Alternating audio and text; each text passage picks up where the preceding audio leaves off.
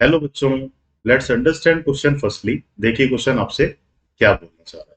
Question में आपको दिया जाता है among the compound A and be with molecular formula C8H18O3, A has highest boiling point but B has low boiling point.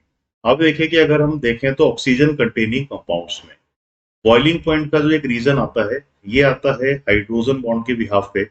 अगर किसी भी कंपाउंड में इंटर मॉलिक्यूलर हाइड्रोजन बॉन्डिंग है तो उन कंपाउंड का बॉइलिंग पॉइंट हायर साइड पे होता है, वाटर सॉल्युबिलिटी भी ज्यादा होता है।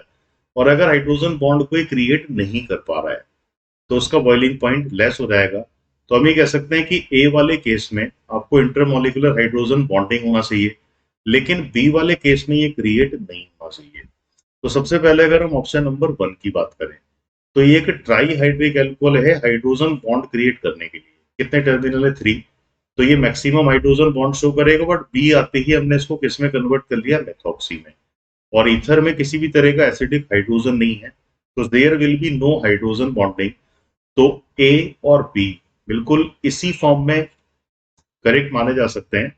बिकॉज अगर आपके पास हाइड्रोक्सी कंडीशन है, एल्कोहल है तो हाइड्रोजन बॉन्ड बनेगा, लेकिन ether can not shows hydrogen bonding.